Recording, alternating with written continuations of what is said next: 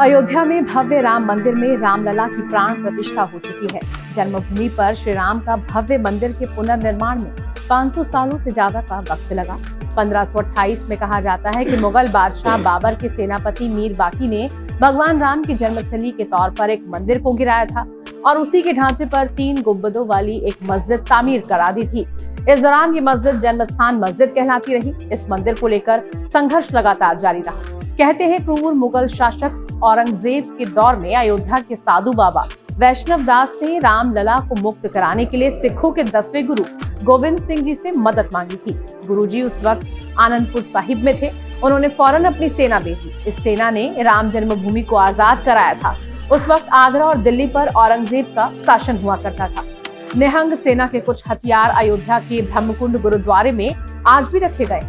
अयोध्या पर कई किताबें लिखने वाले हेमंत शर्मा ने अपनी किताब राम फिर लौटे में इस किस्से का जिक्र किया है। राम मंदिर आंदोलन की कानूनी लड़ाई भी सबसे लंबे वक्त तक चले मुकदमेबाजी का उदाहरण है। इस मामले में पहली एफआईआर दर्ज हुई थी 28 दिसंबर 1858 को।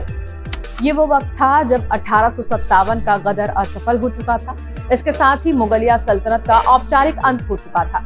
आखिरी मुगल बादशाह बहादुर शाह जफर कैद कर लिए गए थे। अंग्रेज अपने साम्राज्य का विस्तार कर रहे थे और इसी दौरान पंजाब के निहंग सिख फकीर सिंह अपने साथ 25 सिखों की सेना के साथ अयोध्या पहुंचे और जन्मस्थान मस्जिद पर कब्जा कर लिया। जी हाँ, बाबरी मस्जिद को जन्मस्थान मस्जिद के नाम से ही जाना जाता था। 28 दिसंबर 1858 की रिपोर्ट, अवध के थानेदार शीतल दुबे की रिपोर्ट के मुताबिक मस्जिद जन्मस्थान के बीचों बीच निहंग सिख फकीर सिंह द्वारा पूजा करने, चबूतरा बनाने, राम की मूर्ति रखने और हवन करने की शिकायत दर्ज कराई गई थी। इस शिकायत के मुताबिक पंजाब के रहने वाले एक निहंग सिख और एक सरकारी कर्मचारी ने जन्मस्थान मस्जिद में मेहराब और इमाम के चबूतरे के पास मिट्टी का एक चबूतरा बनवाया था और वहां श्री राम की प्रतिमा भी स्थापित कर दी। वहां रोशनी और पूजा के लिए अग्नि प्रज्वलित कर दी गई और हवन किया गया।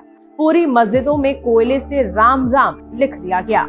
निहंग सिख फकीर सिंह का कब्जा जन्मस्थान मस्जिद पर महीने भर से ज्यादा समय तक रहा। उसके बाद पुलिस ने निहंग सिखों को हटा दिया। हालांकि फकीर सिंह ने 2 साल बाद फिर कुछ वक्त के लिए जन्मस्थान मस्जिद को मुक्त करा लिया था। सुप्रीम कोर्ट ने जब राम मंदिर पर अपना निर्णायक फैसला सुनाया, उसमें भी निहंग सिख फकीर सिंह और उसके साथियों पर दर्ज एफआईआर का जिक्र हुआ। इस तरह निहंग सिख फकीर सिंह ने जीते जी और फिर कोर्ट में भी रामलला के लिए अपना योगदान दिया।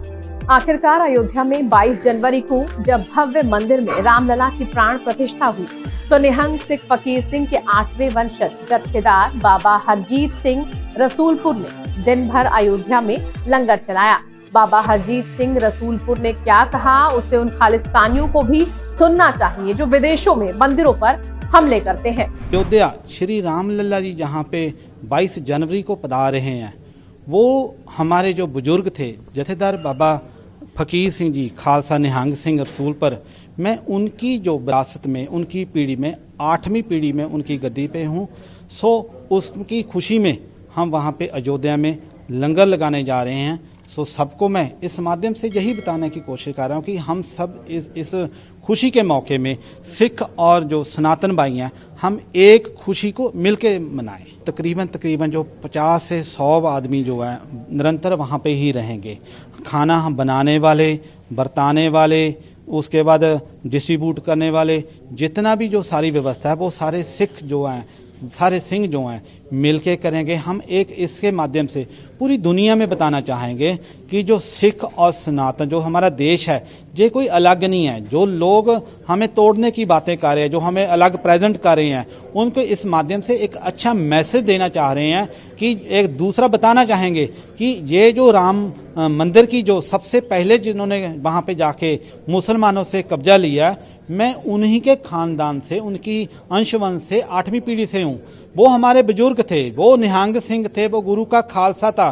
जो गुरु के खालसे ने 1858 में जो काम किया, हम उसी परंपरा को आगे लेके जाएंगे ताकि जो हमारे गुरुओं का, अपने बड़ों का नाम रोशन दुनिया में कर सके। इस तरह जैसे राम सबके हैं, वैसे ही राम जन्मभूमि के आंदोलन में सबने अपनी भूमिकाएं निभाई। निहंग सिख फकीर सिंह जी ने अपनी तरह से और उनके वंशज अपनी तरह से रामकाज में योगदान देते रहे। आपको ये वीडियो कैसी लगी कमेंट करके जरूर बताइए। साथ ही वीडियो को लाइक कीजिए, शेयर कीजिए और आप देखते रहिए टाइम्स नाउ नव भारत डिजिटल। नमस्कार।